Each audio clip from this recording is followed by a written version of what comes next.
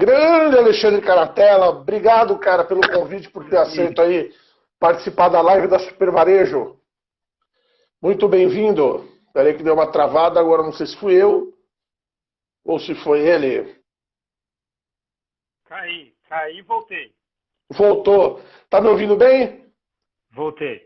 Tô te ouvindo. E aí? Legal, botei o fone. Cara, obrigado aí por aceitar o convite aí Imagina. da Super Varejo.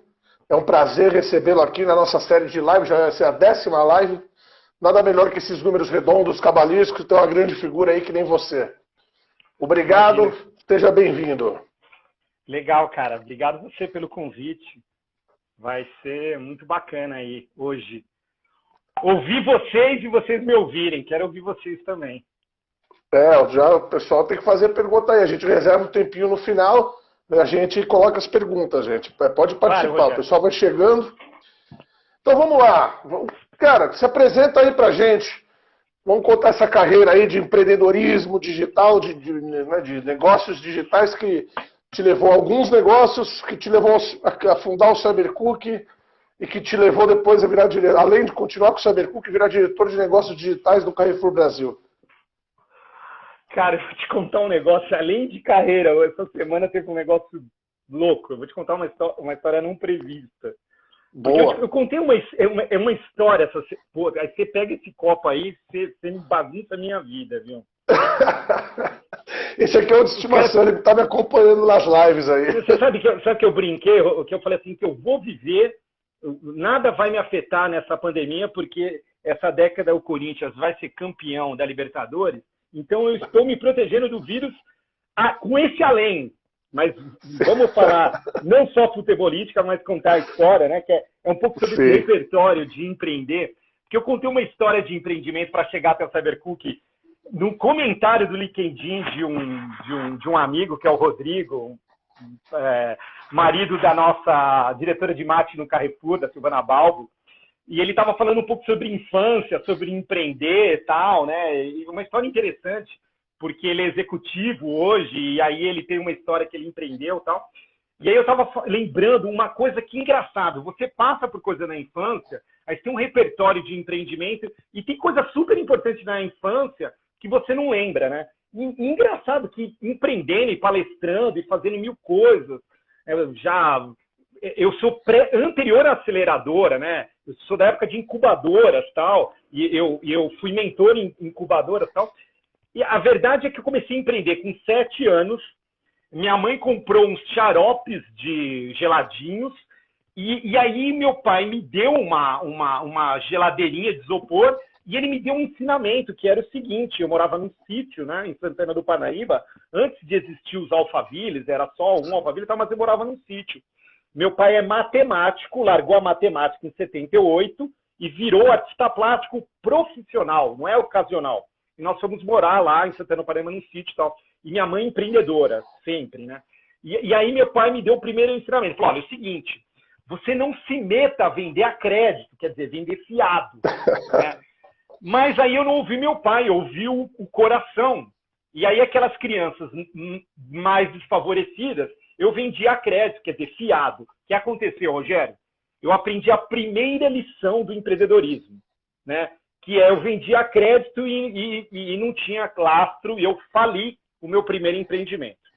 Aí, com 8 anos, eu parti para o segundo empreendimento, ok? E tive minha segunda lição. E eu escrevi tudo isso no comentário do Rodrigo. Sim. Que eu fui vender bosta.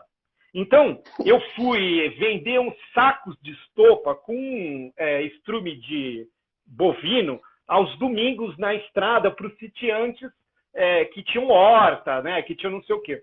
Cara, aí eu triunfei, por quê?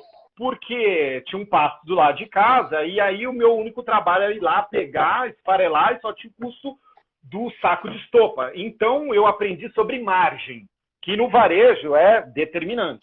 Né? Determinante. Sem margem, você não pode ver. E eu triunfei. Aí, com 24 anos, agora retomando um pouco sobre a sua pergunta, quando eu fui fazer o Cybercook, em 98, 97, onde a internet praticamente não existia, quando a gente criou a tese, que é um caderninho de receitas, né, que é o polo de conhecimento secular das pessoas, né? Porque o CyberCook se propôs a ser o coletivo de conhecimento das pessoas. Você acumula o conhecimento ao longo de séculos dentro de um caderninho de receitas que o Vitor, a Mariana, o filho, o neto deu, e você pega lá a sua embalagem, né, de produto, você corta e coloca lá, você pega a receita da tia Nena, né? Quem não coloca aí, escreve aí. Quem que não pegou a receita da tia Nena e colocou lá, né?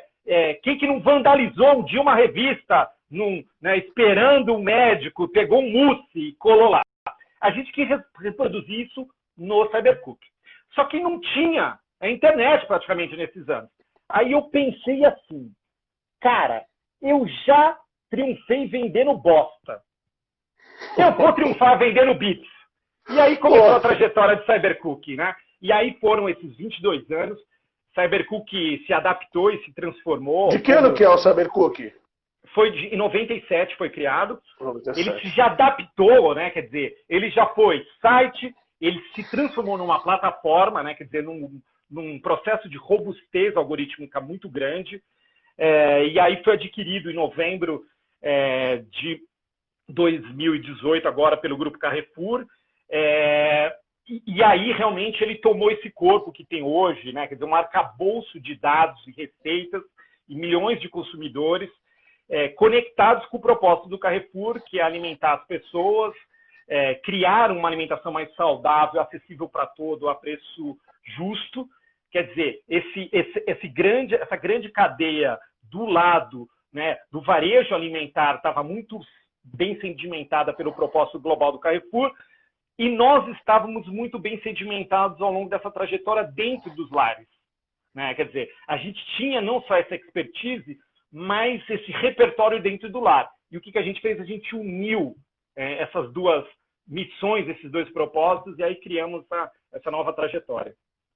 Tá, aí quando chega o Carrefour Brasil, chega lá em 2018 e faz a aquisição, ele fez a aquisição não só do negócio, né, pelo jeito, ele fez a aquisição também do negócio, da inteligência do negócio e também dos profissionais, porque daí você se tornou diretor de negócios digitais, que era um cargo que não existia, né, no Carrefour.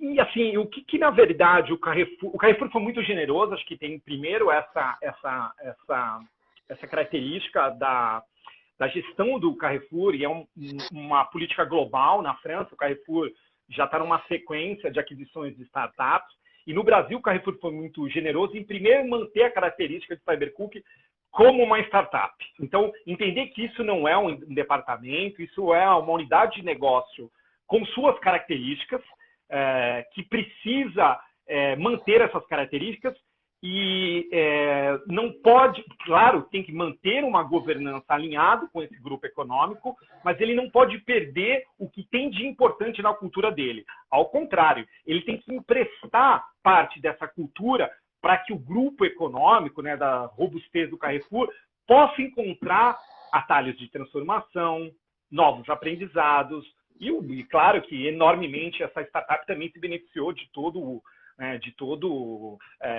os contextos que o Carrefour pôde aportar. Mas também o Carrefour criou essa diretoria para que eu pudesse, de forma transversalmente, interagir com o e-commerce alimentar, que é uma estratégia extremamente importante, já que a gente quer liderar a transição alimentar sobre todos os aspectos globalmente. Isso inclui liderar o e-commerce alimentar no país, ajudar a pensar a comunicação e o marketing junto com o marketing, que já tem um trabalho maravilhoso, aportando essa experiência da visão de ter nascido dentro do marketing digital, mas também olhar frutas e verduras e legumes sob o olhar de quem está dentro na casa das pessoas. Quer dizer, o Canatela não é só o que representa a minha pessoa, mas todo o meu time, né? Então, o que se criou foi uma ponte nessa diretoria entre essa visão, né, e as traduções do que é o varejo, né, do que é o negócio do varejo. Então, foi bem essa articulação para que a gente pudesse estar dentro do grupo também. Mas essa área, então, ela não trabalha só com o CyberCook, né? Você trabalha com outros negócios digitais. E não só digitais, né? Porque eu eu tenho repetidamente falado que digital não é um canal, né? Digital é uma habilidade, né? Eu fico, assim, as pessoas ficam com uma expectativa de que Cybercook esteja dentro da loja, né? Através de um papel, sei lá, um painel, né? E eu fico acho curioso essa expectativa, né? Porque 82% dos nossos acessos, eles já são através de celulares. E a gente migrou para o celular muito antes do que a maioria da audiência, por questões óbvias, né? Porque quando você cozinha, você usa o aparelho celular predominantemente para estar no seu ambiente de cozinha. Mas também quando você compra, né? Então, por exemplo, eu sou de uma ascendência absolutamente mista, mas por ser canatela, logicamente, tem de uma ascendência italiana. Então, se você for fazer... Eu tenho falado muito sobre o capelete em brodo, que o meu filho Miguel ama, de 12 anos.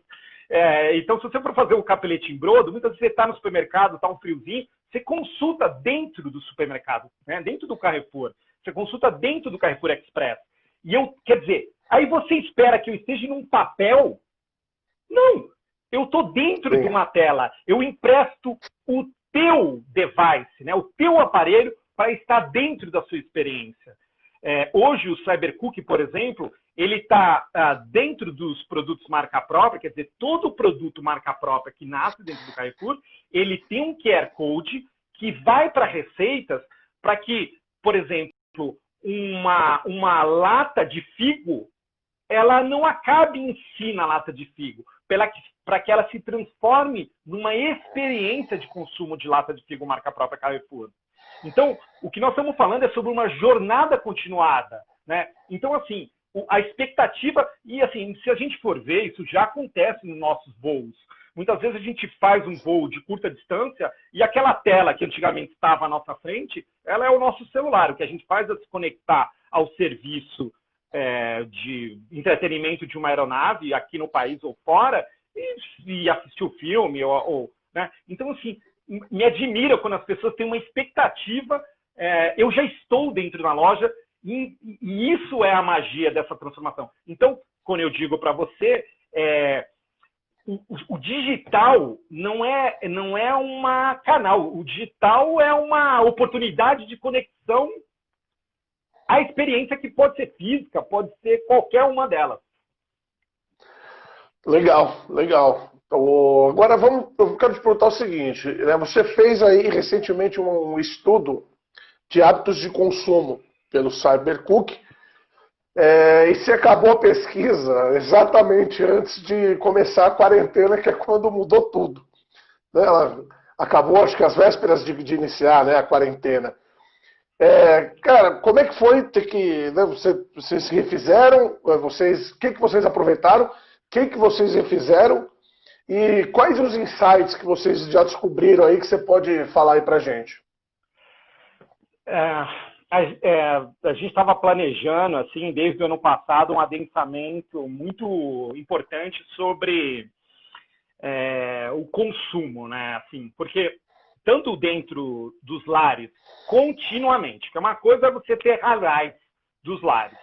E eu digo sobre hábito do alimento. Uma coisa é sentar aqui no ônibus, patar a catraca, sentou aqui. Não, eu estou no número aqui, pego 0074. Eu estou há 22 anos nesse ônibus.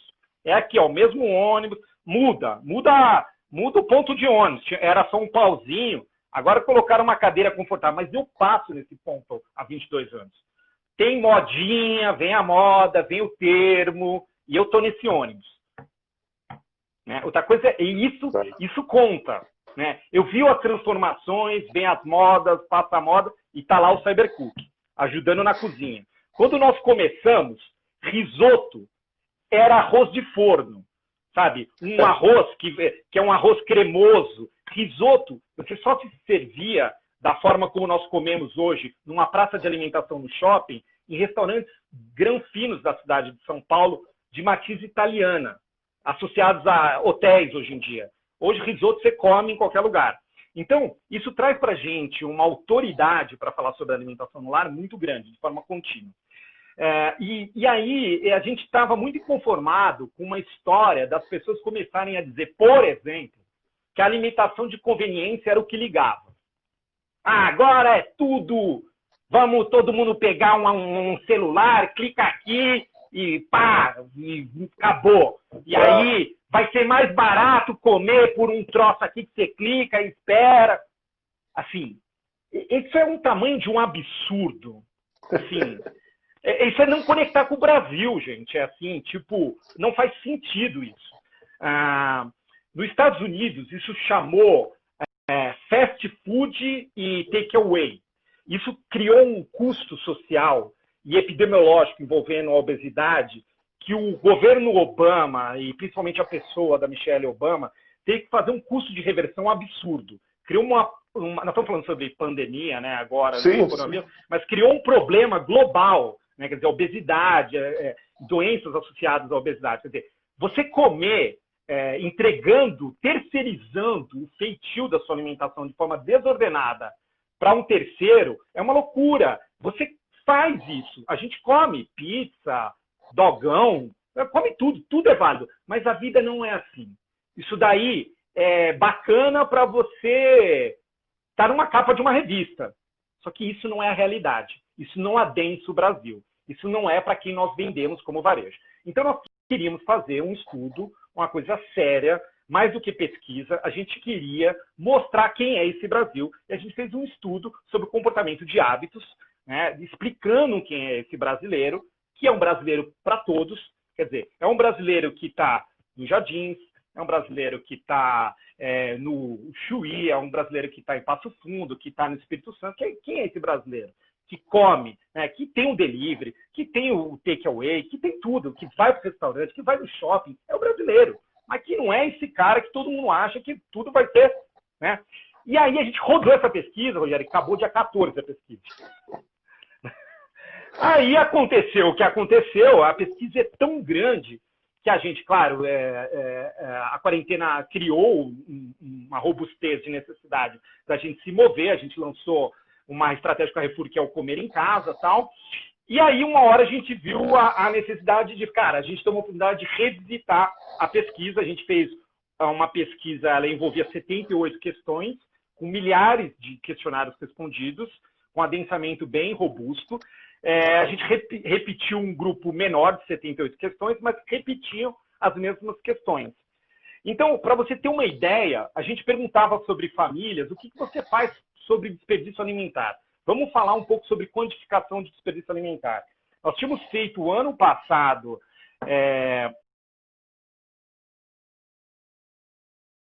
global, né, para nosso empoderamento das necessidades que nós temos de transformar a alimentação em algo mais saudável e acessível para todos. E a Bel Coelho, a chefe, que foi a nossa hostess do evento, ela disse uma coisa importante, né, para tentar tangibilizar para todos os nossos convidados, que, por exemplo, o freezer ou o congelador, para dizer quem não tem freezer, ele é um aliado de desperdício. Então, o que eu quero dizer sobre isso? Às vezes sobra uma coisa pequena do teu arroz e você desperdiça aquele arroz e aquilo pode virar um bolinho de arroz, um risoto, para dizer sobre, né, uma outra feitio, vira um arentine. Quer dizer, esse pequeno gesto, ele faria a diferença. Foi muito curioso, porque eu adoro a Bel, e a gente não tinha combinado isso, e nos corredores do Carrefour eu sempre falei sobre isso, né? E agora, só para você ter uma ideia, antes da pandemia, o hábito de congelamento era de 28%. Tá? Uau, Quando nós fechamos as pessoas em casa, as pessoas tiveram um comportamento de acúmulo de alimento, né? Porque elas criaram uma compra desordenada, né? Então, compraram mais enlatado do que precisavam, compraram mais X proteína do que precisavam, tal. Eles criaram esse acúmulo, eles começaram a pensar a racionalização desse alimento. O que eu faço? Eu coloco em pote. Vai primeiro para a geladeira. Bom, geladeira não vai conservar eternamente, então eu vou colocar no freezer. O número, então, de 25 pulou para 37 a partir do dia 1º, as pessoas que passaram a ter congelamento. 1º de abril. Não, 1º de maio. 1º de maio. Tá. Olha só que salto. Então, vamos dizer que dobrou, né? Assim, vamos dizer que a quarentena mudou a estratégia. Aí vamos pensar o seguinte, uma hora a pandemia se vai, é como quando a gente precisa economizar energia, né? Lembra quando a gente precisa economizar energia? Começa a ser multado lá na conta, né? Quantos de nós levamos o hábito de entender a energia como um ativo onde nós temos que preservar a parte da sustentabilidade, né, do uso, ou banho, qualquer coisa desse tipo, né? Então, sobre novos hábitos, a gente tem percebido que coisas como essa, elas mudam o espectro que nós temos de função desse... Olha, para te dar um número, as pessoas que tinham uma relação de comida, de delivery em relação à economia, né? Então a gente tinha o seguinte, a gente diz, a comida de delivery, ela contribui com a sua economia, né? A gente tinha 23% de pessoas que diz contribui. Hoje, a gente tem 18%. Né? Então, 5% começaram a fazer conta. Por quê? Porque elas começaram a fazer compras confinadas em casas, elas estão encontrando outros racionais. Aí depois tem... Não posso Você acha que essa percepção Só interromper, essa percepção do delivery, o custo, ela tem a percepção naquele momento que o custo era mais baixo, era porque quando ele fazia comida em casa, por ficar pouco em casa, desperdiçava-se muita comida? Não, eu acho que assim, é tudo uma questão de conveniência. Se eu for fazer esse recorte por idade, eu posso fazer esse recorte por idade, é tudo um momento de vida, né? Se você for ver por idade, eu não tenho filho, eu não pago escola, eu não tenho uma moto ainda na prestação, né? Então, assim, tudo é contexto. O que a gente não pode colocar é como definitivo. Nada é definitivo na vida. Não. E assim, até vamos pensar assim sobre origem, né? Assim, eu tenho nós estamos falando cada vez mais sobre a origem dos alimentos, né? Sobre a gente saber que tapioca não é um produto alimentar, né? Da onde vem tapioca? Às vezes eu falo assim para as pessoas, tapioca vem na macaxeira. Aí a pessoa fala, o que é macaxeira? Então, você sabe o que é macaxeira. Não sei não, nunca ouvi falar. Sabe sim, é mandioca. Sério? E tapioca vem disso? Então, peraí, se nós estamos discutindo sobre preservar o planeta, né? Assim, a geração dos meus filhos aprendeu sobre ecologia. Uma próxima geração terá que entender que se alimentar é um ato político de primeira grandeza, né? Porque os impactos da produção de alimentos, né? E o Carrefour está empenhado nisso, né? De interpretar esses impactos e fazer a transição alimentar, contribuir com essa transição alimentar, liderar essa transição alimentar, ser agente protagonista dessa transição alimentar. Né? E isso é muito importante dentro do grupo, globalmente. Esses impactos trazem uma responsabilidade na decisão quando nós vamos ao supermercado, quando nós tomamos uma decisão de compra no nosso e-commerce alimentar, né, que cresceu durante o primeiro ciclo da quarentena 3 vezes. Quer dizer, como é que a gente aproveita na integridade os alimentos? Então, o Cybercook tem lá, por exemplo, o custo de uma receita. Quanto que se está fazendo esse... Hoje o Cybercook criou com Machine Learning a possibilidade de você ver... Então, por exemplo, eu falei, né, sobre o capelete em brodo. Quanto que custa todos os ingredientes? O frango, o capelete, todos os ingredientes. Mas você não usa tudo. Você usa só uma colher. Quanto que custa essa colher? Então, a receita, um capelete, R$32. Mas a receita é 25. Aí você vai ver quanto custa a porção. Custa R$2, R$4. Ok, você sabe que custa R$2. Se você jogar um prato que você não comeu, você vai olhar aquele prato, você vai jogar no lixo e vai ver R$2. Não. Quem que vai aqui na janela de casa e faz, pega aí, R$2, quem quer dinheiro? Quando você vai no seu serviço de delivery, que é delicioso, nós temos que olhar a comida lá fora como parte da vida. Comer lá fora é maravilhoso, é parte da vida. É de uma importância, né, integridade de cada chefe, ou não chefe, de cada cozinheiro, sim, de cada negócio local. Né, e ter essa responsabilidade de ajudar a ativação de todos esses pequenos negócios. Né? Mas quando você pede, tem que saber que você vai pagar R$25, né, que tem todos os custos para se ter, mas tem que ter responsabilidade. E não achar o seguinte, não, eu agora vou simplesmente tomar a decisão de comer e vou sentar aqui, botar na minha série, pá! Porque, não, comer é um ato político de extrema responsabilidade, tanto para quem produz o alimento em casa, como para quem vende e quem produz. Muito bom. Antes de eu te fazer a próxima pergunta, eu vou só lembrar todo mundo aí que está assistindo que a entrevista fica disponível na íntegra no nosso canal do YouTube, lá o Supervarejo YouTube, né? O Supervarejo dentro do YouTube, e no portal também, www.supervarejo.com.br. Quem quiser assistir, quem perdeu um pedaço, quem quiser rever, quem quiser indicar para outras pessoas, fique à vontade. Ainda nesse negócio da alimentação que você falou, né? Você escreveu num artigo recente lá no Catraca Livre, que até anotei aqui, ó, comer voltou a ser um hábito de prazer e não só uma obrigação. Como é que você vê essa mudança aí na natureza da alimentação?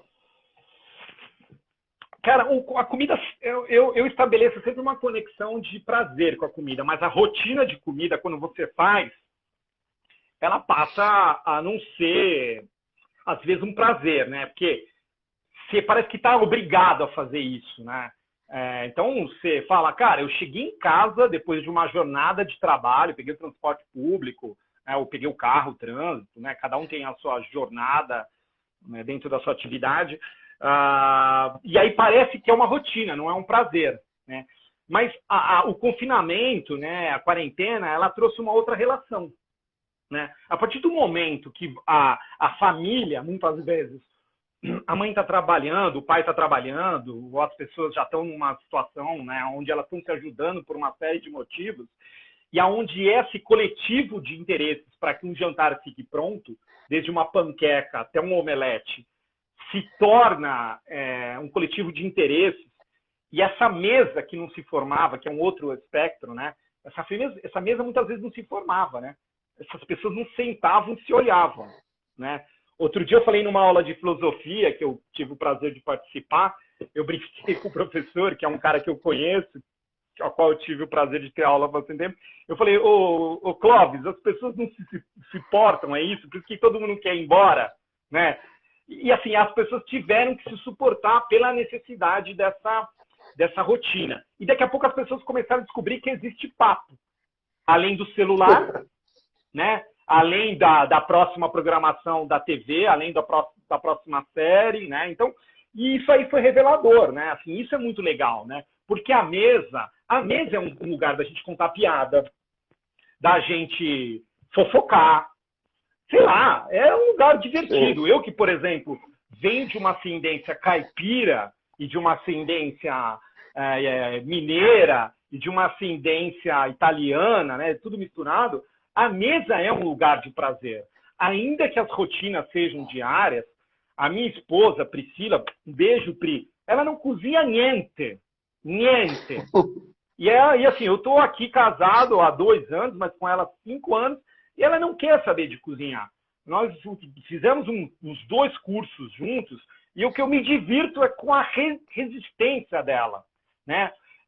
E ela diz que tem outras atividades que não é a cozinha. E eu digo sobre o meu prazer de alimentá-la, né? De assim. E ela fala sobre a minha sujeira, que eu poderia fazer menos sujeira. Mas eu falo, essa sujeira é a sujeira do prazer, né? Então o Cybercook, por exemplo, na quarentena, fez o comer em casa, que tinha na sua primeira abordagem receitas de 30 minutos, porque nossas receitas têm o tempo estimado de uma receita. Depois, receitas com poucas louças, receitas para envolver as crianças, né? Envolver crianças, porque as famílias estavam contextualizadas com crianças sem aula dentro de casa. Depois, receitas com alimentos sem desperdício. Bom, quando passou a Páscoa, que os contextos econômicos se transformaram outros, nós partimos para as receitas econômicas, cada vez mais. E hoje, se você coloca lá, tem um cardápio que mostra 3 sugestões diárias a cada dia da semana, onde mostra as receitas com três receitas para formar uma refeição completa, com receitas que vão de R$2 a R$4 a porção. Por quê? Porque nós queremos apoiar a sua jornada de uma alimentação mais acessível para todos. E quando eu digo para todos, é para todos. Não é excludente, eu quero te incluir na alimentação, né? Então é um pouco sobre isso. Só te corrigindo aqui, ó, parece que você está casado há 3 anos, apareceu aqui. Eu não 2, você falou 2 aí, eu já teve... Falei 3. Quem está aqui? Quem foi? Acho que é a Pri, no caso, ó. Pri, assim, aqui, ó, Carvalho quarentena. 3 anos. Já fez 3 anos. Fez, agora. Tá certo, fez na quarentena, é verdade. Olha só. Foi uma comemoração linda. Fizemos um piquenique. Foi a quarentena. É que a quarentena, ela é uma espécie de limbo. É isso? É um limbo, né? A gente vai comemorar isso. Então, você disse então as pessoas, na sua percepção, então, além das pessoas passarem a comerem mais juntas, elas passaram também a cozinhar mais. Tipo, você acha que as pessoas estão se arriscando mais na cozinha? Aquela pessoa que gostava só um pouquinho e fazia de vez em quando, ela começou a tentar outra coisa? Então, essa que é a beleza de uma plataforma, né? Uma plataforma, ela não trabalha com acho. Nós somos algorítmicos. Né? Então, assim, a gente trabalha com evidência de dados. Então, a gente trabalha com evidência. Né? Assim, eu tenho um big data de milhões de pessoas navegando, né? E eu consigo plotar isso. Né? Então, a gente evidencia o que está acontecendo. Né? Então, o que acontece é que pessoas que tinham o hábito de uma produção de alimento num nível básico, em 30 dias lá vai. Faça omelete como ninguém. Macarrão básico, aquele com salsicha, como ninguém. Omelete, macarrão com salsicha, ou um macarrão, talvez assim, coloco lá um molho de tomate boa. 30 dias, bom, mas 2 meses. Rogério, eu gosto de comer. Você gosta de comer? Não aguento. Bastante. Então, aí eu vou lá e coloco uma sardinha. Coloco um azeite, coloco uma sardinha, né? E aí, cara, a beleza da coisa se transforma. Coloco uma sardinha coqueiro, né, que é uma aliança estratégica que nós temos, e aí a coisa se transforma. Quer dizer, a gente olha o varejo, né, assim, a gente olha o varejo transformando a nossa vida como experiência. Então já não é mais comprar um produto como... Assim, eu olho isso, eu olho uma marca Cybercook ligado ao Carrefour, entrando para que eu dê um passo à frente. Aí quem sabia o passo à frente, que era já a sardinha com, né, o macarrão, o arroz cremoso com a sardinha, sei lá, eu vou para um passo à frente. Então, nós acompanhamos todos os adensamentos de aprendizado. Então, nós teremos mais cozinheiros nesse período. E ninguém vai retroagir a isso. Isso. Mas, assim, esse movimento já acontecia. E era muito evocado por uma alimentação maior, reality shows, tudo que nós vimos já construía um ser que queria... Olha, vamos pensar o seguinte, eu conto para todo mundo isso. A geração dos meus pais, se pensasse em uma progressão de imobiliário, eu tenho 47 anos, o sonho de vida dos meus pais, quando eram jovens, se eles fossem pensar, eu tenho uma progressão imobiliária de apartamento numa área urbana, seria ir para um apartamento que tem closet. Era o nome. Né? Hoje, se tem um jovem casal, o cara terminou de pagar a moto dele, né? O filho está numa escola assim que ele consegue pagar. O cara sonha com o quê, Rogério? Sonha com o quê? Com uma varanda gourmet, para ele meter uma churrasqueira, fazer um churrasquinho dele, levar os amigos, faz um risotinho. Agora chega no final do ano, né? Faz uma festa boa de Natal, ou faz aí o seu capelete em brodo, domingo, né? Toma um negocinho quente, um chocolate creme. Então, assim, receber as pessoas, cozinhar virou um ativo. Quem me falar o contrário sobre isso, sim. E eu tenho, não é porque eu sou apaixonado por Cybercook e apaixonado por cozinhar, não. É porque eu acompanho nessa janelinha do ônibus. E por isso que eu empenhei parte da minha vida nisso. E eu acho que as pessoas, elas devem estar reparando ao redor delas que isso está sendo uma realidade, né? Tô vendo um amigo meu que nunca pisou na cozinha tentando fazer alguma coisa, e manda foto, e grava ele na cozinha, e manda pro outro que cozinha, fala aqui, tá vendo, ó, tal, fiz pra você aqui, tal. Isso está acontecendo muito, né? Essas interações de Não, cara que já cozinhava, outro. Não, outro dia foi maravilhoso. Eu estava numa reunião, sei lá, 7 horas da noite, com o CEO da indústria de alimentação, mas ele tinha sido vice-presidente de uma área, que eu não vou falar, que senão fica fácil saber, de outra indústria de alimentação. Ele é um cara influente. Aí ele falou, Canatella, porra, se eu tô expert em não sei o que nessa quarentena, querendo se mostrar pra mim, né? Eu falei, puta, agora, cara, você tá dentro da alimentação. Aí eu falei, porra, tinha que ser a pandemia pra acontecer isso, mas assim, eu acho que todo mundo tá se revelando o melhor do grande chefe que pode ser. Isso aí está sendo muito legal. Eu tenho vários testemunhos, assim, o Cybercook mesmo tem sido vários testemunhos. E, assim, vale a pena, gente, ensine seus filhos a esse protagonismo, ensine, né, assim, liguem para suas avós, liguem para suas tias.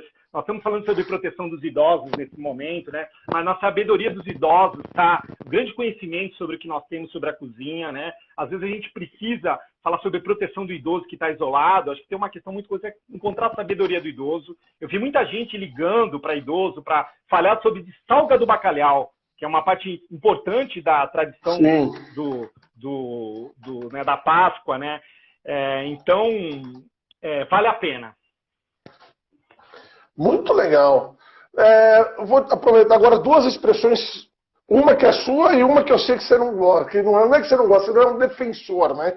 Que é a expressão que tem muita gente usado, que agora estamos na pandemia, estamos aí no meio, talvez caminhando para o fim, ou talvez não, a gente ainda não sabe, mas a expressão utilizada, que está sendo muito utilizada, o novo normal. Como é que você vê essa expressão, novo normal? E aí eu queria que você já também falasse um pouco de uma expressão que é sua, que é o momento Ícaro. Faz traça uma linha aí pra gente. O novo normal é igual, estamos de home office, né? O time de Cybercook já tinha home office, né? A gente já trabalhava no home office há algum tempo, até antes da aquisição. E aí eu falo assim para as pessoas, então, deixa eu explicar, quer que eu conte ou alguém conta, né? Tipo, isso aqui não é home office, né? Porque, se home office vai dar 7 horas, partiu shopping, né? Vai dar 7 horas, shopping fazer unha, né? Partiu 7 horas, sei lá, vai. E não tá rolando o shopping 7 horas. Futebol. Eu brinco que eu falo que é o home office, mas acaba, mas o home continua, ele não saiu. Então, isso não é home office, gente. Nós estamos sobre uma outra condição de trabalho, de teletrabalho. Então, não pense que isso que as pessoas vão traumatizar. E home office é uma forma bacana de trabalhar, que as empresas vão se discutir à sua forma, né? Cada área de gente vai ter lá o seu modelo, bacana, vamos discutir depois. Nós estamos trabalhando numa quarentena, que tem lá os seus protocolos, e cada companhia tem, o Carrefour tem um orgulho muito bacana de tudo que fez para esse home office acontecer. E isso é uma coisa, eu estou contando isso para a gente chegar até esse novo normal, que é tipo uma trick, né? New normal, né? Assim, a infelicidade foi tão grande, né? Foi tão grande que eu fiquei bastante tempo sem sair de casa, porque sou do grupo de risco, tenho uma bronquite que carrego desde pequeno, muito da minha avó italiana. Eu lembro que eu dormia com ela, minha avó, casado com meu avô, né? E aí eu lembro do peito dela chiando, eu tava desgraça desses caras me passarem esse troço. Mas tenho muita saudade da minha avó, Tereza. E cara, eu falo, assim, eu fiquei muito tempo sem sair. No dia que eu saí agora, que foi aí para uma necessidade essa semana, cara, não é normal, né, você encontrar as pessoas assim. Entendeu? É verdade. O bicho homem, ele é feito para projetar, e mulher, o ar para frente. E se eu projeto o ar impedido e ele volta, já não é normal, né? Sabe que no dia que eu fiz aniversário de casamento, 3 anos, viu, Rogério? 3 anos. Me enganei. 3 anos. Muito rápido. Muito rápido. Eu estava até com vontade, a minha mulher me segurou, de dar um rolê por São Paulo nos restaurantes que eu amo. E só passar na porta, tamanho fetiche que eu tô com saudade deles. Eu tô com saudade de vocês. Os meus preferidos eu tô com saudade. Os mais simples preferidos. Mas não fui, fiz um piquenique aqui. Cara, mas não vai ser normal eu ter que aceitar que a mesa do lado eventualmente vai estar mais afastada, né, ou até desocupada. Não será normal, né? E aí, cara, a gente vai falar o quê? A gente vai se auto-enganar? Vai falar, tem um normal, só que é novo. Porra, uma puta infelicidade essa expressão.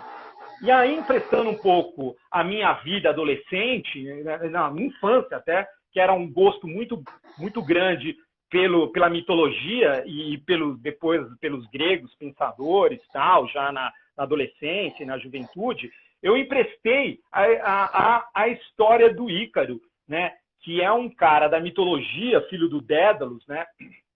Que aí tem, anterior a isso, tem o Minotauro, né? Que ficou no labirinto, né? E o labirinto foi construído para ele em Creta. Esquece o Minotauro, vamos ao Ícaro, onde Dédalus ficou preso na ilha de Creta, nesse labirinto, e Dédalus, pai de Ícaro, diz para Ícaro: cara, para escapar daqui, nós vamos fazer um plano que é pegar essas plantinhas, que elas floresçam, que elas deu uma cortadinha agora. Se você puder só repetir do comecinho da história, porque deu uma cortadinha que picotou, pulou aí. Tá bom. Então, Dédalus, que fala a Ícaro, né? Vamos aqui no labirinto pegar umas plantinhas que nascem uma flor, né? Vamos deixar essas flores atraírem as abelhas, né? As abelhas vão, né, se proliferarem, vão criar as suas colmeias. A colmeia gera o quê? Gera cera. Gerando a cera, vamos pegar a cera, vamos fazer um braço de cera. As aves que vêm até o labirinto e deixam as suas penas, nós recolheremos as penas, faremos um braço de tal forma que vamos fazer de você uma ave, e você se lançará no precipício como uma ave, né? Meu filho Ícaro, disse Dédalo, só não se aproxime, né, do sol, para que não aqueça a cera, né, e faça suas penas se dissiparem, e não se aproxime ao mar, para que não faça umidificar suas penas e faça pesar e você cair, né? Mas então ele cria uma adaptação, porque nós não somos aves, nós somos homens. Mas a arrogância, né, e a falta de humildade, às vezes, de nós aceitarmos, estamos adaptados e temos que nos sentirmos homens, e não ave, né? Fez o quê? Ícaro, se mandou para o sol, porque o sol, a beleza, eu estou voando. E aí o que aconteceu? Se esborrachou, e hoje lá em Creta, aquela área é Mar Ícaro, que se chama, se cunhou Mar Ícaro, né? E aí me digo, sou um momento Ícaro ou sou para os lares, para os indivíduos, para o varejo? É isso que é justo com o momento que nós teremos. Muito bom. Cara, a gente tem mais 5 minutos. Se o pessoal quiser fazer pergunta aí, aproveita que essa é a hora, gente. Porque senão o Instagram derruba a gente depois de 59 minutos. Aí ele derruba, eu não consigo salvar no history, aí dá uma... bom, se bem que tudo bem que vai estar salvo de qualquer forma, a entrevista vai estar lá no canal do YouTube e vai estar no portal. Tá, mas, bom, pelo jeito aqui não teve nenhuma. Então, cara, eu queria deixar espaço agora para você aí. Deixa aí, cara, uma mensagem, uma visão, o que você vê aí de uma futuro pós-pandemia? As coisas voltando ao normal, quanto tempo, qual o sentimento que você acha das pessoas, enfim. Fica aberto aí para você tem aí 5 minutos para deixar uma mensagem final aí desse momento aí. Eu, assim, queria falar muito sobre o orgulho, que, assim, como... Eu acho que alimentar é um bem essencial, né? Vital, né? A gente a gente, olha só, eu aprendi que eu vivo sem Corinthians. Isso foi uma loucura na minha vida. Sim, eu achava que eu não vivia sem Corinthians. E aí tem o YouTube, eu vejo de vez em quando alguma coisa, né? Mas a gente não vive sem comer, né? Tanto que eu estava falando pro meu filho que uma das maiores saudades que eu tenho é o abraço do gol no estádio. Falei esses dias. Nossa. Mas, trabalhando no varejo alimentar, uma das coisas que me orgulha muito é trabalhar numa atividade essencial, que é a atividade de abrir loja e alimentar a população. E também o e-commerce, né? Assim, um trabalho fantástico de todo o grupo Carrefour, né? Luiz Moreno, Joaquim, Geraldo, Luiz Escobar no e-commerce alimentar, Bruno Cavalli e toda a nossa equipe. E tem uma coisa muito bacana de você olhar o varejo, que é responsabilidade, né? A responsabilidade da gente manter íntegro as operações, olhando o nosso time, né? Quer dizer, a integridade do nosso time e, por si, a integridade do consumidor tem sido, assim, um dos grandes exemplos de vida, né? Você imagina que eu, como um jovem empreendedor de 24 anos, passar 22 anos... Eu estava onde talvez todo jovem quisesse, né? Eu vou mostrar que eu estou no quarto do meu filho, onde eu nasci, né? Que eu nasci num quarto, né? Como startup. E eu voltei para o quarto, né? Então, meu filho, que hoje é universitário e tal, não está aqui, eu ocupei o headquarter dele. Mas hoje eu estar no varejo alimentar, com 47 anos, me deu uma alegria enorme. Sim, eu não podia imaginar que eu pudesse ter uma alegria e um orgulho tão grande de estar num lugar que pudesse me dar um espectro de responsabilidade tão grande, de olhar as famílias podendo receber um sortimento de arroz, o sortimento de atum, né, o sortimento de açúcar para fazer seu bolo, e eu senti que eu estou fazendo isso com responsabilidade. Né, que acho que é isso que o Grupo Carrefour conseguiu nesse período, assim, acho que olhar para o consumidor e para o seu time de colaboradores com mais de 87 mil pessoas, né, e fazer isso, né, assim, eu olhei para o lado, assim, olhei para o meu time e eu falei, caramba, eu vivi o começo da internet, né, eu ajudei contra isso e eu estou nesse momento agora. Então, assim, eu acho que é muito importante as pessoas sempre olhar propósito, né, então, assim, se você tem um propósito, olhem o seu propósito, tentem encontrar uma conexão com o propósito. Nesse momento, olhem uma forma de aprender com tudo isso. Então, o futuro é algo menos valioso do que os aprendizados que vocês estão tendo. Se você tentar entender o que é o futuro, talvez seja menos importante do que você olhar o aprendizado presente. Porque é nele que, eventualmente, vão estar respostas que são absurdamente importantes para tudo aquilo que a gente vai ser como povo, né? Como sociedade, né? Vamos pensar só nas lives, né? Assim, cara, projeto de doação, né? Nós não, eu digo assim, eu trabalhei como pessoa física muito ligada ao terceiro setor, né? Por uma série de motivos. Nós somos um ser solidário brasileiro, né? O Carrefour está num projeto, por favor, conheçam Compra Solidária, onde o Carrefour dobra a sua doação, tanto no mercado, né, nos nossos zippers e cada uma das nossas lojas, como no nosso site. Você entra no Carrefour ou busca lá em qualquer buscador, Compra Solidária, você vai encontrar. Agora, e como essência, o brasileiro não é, né? Ele é solidário, mas ele não é doador. Ele é doador em momentos específicos. Olha só o que a gente fez. A gente simplesmente liga qualquer coisa, a TV a cabo, as lives e tal, e todo mundo tem um QR Code, né, para se conectar a esse momento. Olha que interessante. Aí vamos falar sobre QR Code, sobre transformação, né? A gente precisou uma pandemia para as pessoas entenderem o que é QR Code. As pessoas estavam entender o que era QR Code com transporte público, com um sistema de pagamento. Aí houve um momento onde o roqueiro começou a falar de QR Code. A cantora belíssima Zizi Posse, que fez uma live com o Carrefour, né, e a Luísa, falando, olha aqui, doa na campanha repito aqui, entra lá para vocês doarem, né?